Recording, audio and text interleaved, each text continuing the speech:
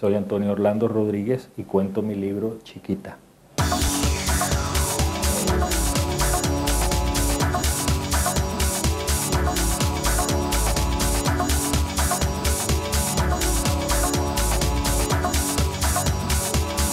Hay veces que uno busca a los personajes y hay ocasiones en las que los personajes acuden a uno, los sorprenden. Y este fue de estos segundos casos, ¿no? Porque una amiga me envió por correo electrónico la foto de una liliputiense cubana, una mujer de solamente 65 centímetros de estatura, 26 pulgadas, que había sido una celebridad en el siglo XIX. Y me preguntó, ¿conoces este personaje? Bueno, no solamente no lo conocía, sino que quedé fascinado con él. Me di a la tarea de hacer una pequeña investigación, quién era, de dónde había salido esa chiquita. Y descubrí que tenía todos los requisitos para ser la heroína de una novela. Chiquita, que se llamaba Espiridiona Senda, Espiridiona por el santo chipriota San Espiridión, un personaje real que nació en la ciudad de Matanzas en 1869 y vivió en Cuba hasta los 26 años de edad, siendo una total desconocida, una persona muy privada. Cuando decidí escribir un libro sobre el personaje, me di a la tarea de tratar de encontrar toda la información posible sobre él. Me di cuenta de forma muy rápida que no había muchos registros sobre su trayectoria vital. Esta mujer llegó a Estados Unidos en 1896, hizo una carrera increíble, se volvió una celebridad de los teatros de vodevil, de los circos, de las ferias, pero como que después cayó el olvido sobre ella y era muy difícil conseguir información. Entonces me tocó un poco volverme detective, revisar los periódicos americanos de la época, volverme un experto en subastas en internet, en eBay, y entonces así pude comprar fotografías de ella, un folleto biográfico que se publicó en Boston en un momento de que ella tenía mucha popularidad. Logré reunir bastante información sobre ella, sin embargo no la utilicé toda, porque para mí era muy claro que no estaba haciendo una biografía, sino una novela. Una cosa es Espiridiona Senda, el personaje real, histórico, y otra cosa es lo que yo propongo en el libro, que es su reflejo literario. Mi primera hipótesis fue escribir la vida de Chiquita utilizando el clásico narrador omnisciente en tercera persona, que sabe cómo piensa, lo que hace, lo que hizo y lo que hará el héroe de la historia. Pero me di cuenta de que si me limitaba a ese único narrador, el retrato del personaje se empobrecía, le estaba dando una única opción inamovible al lector. Entonces ahí surgió la idea de utilizar tres narradores. Por una parte, la propia Chiquita cuenta su historia, pero como ella no quiere pecar de narcisista, de ególatra, entonces decide contar su vida escondiendo su yo detrás de una tercera persona. Es decir, es una autobiografía disfrazada de biografía. Ese es un plano narrativo.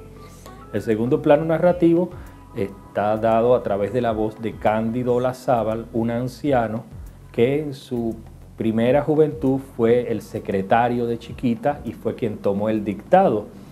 Como hay capítulos de aquella biografía que se perdieron, Cándido, ya un señor octogenario, intenta hacer un ejercicio de memoria y reconstruir de esos pasajes perdidos. Pero además, Cándido sirve un poco de contrapunto a ese relato, por momentos lo sustenta, por momentos lo niega y aporta matices diferentes acerca del carácter, de la personalidad, de las acciones de Chiquita. Y a esos dos planos me interesó sumar un tercero, que es el autor del libro, que con sus comentarios y sus notas al pie hace precisiones al relato de esos dos personajes, de esos dos narradores principales, ¿no? Todo Chiquita está concebido como un artilugio de ficción como una maquinaria que tiene engranajes que son pura realidad y que coexisten alternas con otros que son pura fabulación. Pero el propósito último es crear en el lector la ilusión de verdad. Y en esa medida el personaje de Cándido Lazábal, las notas al pie, fueron ingredientes, elementos en los que me apoyé. Sobre todo las notas al pie de página porque, sabes, como están tan asociadas con la literatura científica, con los estudios históricos, sentimos como lectores un respeto extraordinario por las notas al pie. Damos por sentado que son realidad y aún tratándose de una novela, suponemos que escapan al universo de la ficción. Entonces me interesaba que esa característica del libro, esa coexistencia de lo fantástico y lo real, extenderlo a las notas al pie. La novela toma como hilo central la vida de un personaje real, Chiquita, y esta liliputiense atravesó espacios, momentos históricos muy interesantes a lo largo de su trayectoria, es decir, nace y crece en la Cuba de las guerras independentistas, cuando ya todas las colonias, la mayoría de las colonias españolas, hacía décadas que eran repúblicas. Cuba todavía seguía sojuzgada por la metrópoli española. Y más allá de eso es la época de los grandes descubrimientos científicos, de la Exposición Universal de París, de la Belle Époque.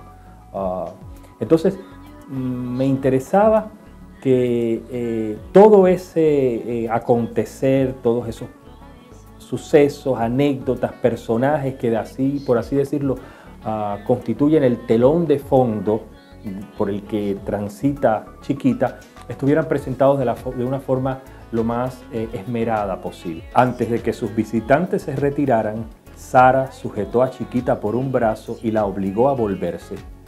«Espera, hay algo que quizás no sepas», dijo en voz baja, y se inclinó hacia ella de tal manera que sus rostros quedaron uno frente al otro. «Y si acaso ya lo sabes, no importa, quiero recordártelo», añadió en un susurro para que los otros no pudieran oírla. «¿Qué es, madame?», preguntó Chiquita con la garganta seca por la emoción. «La grandeza no tiene tamaño», dijo la actriz, escrutando los ojos de su diminuta admiradora, y acto seguido, en señal de despedida, abanicó repetidamente sus pestañas postizas.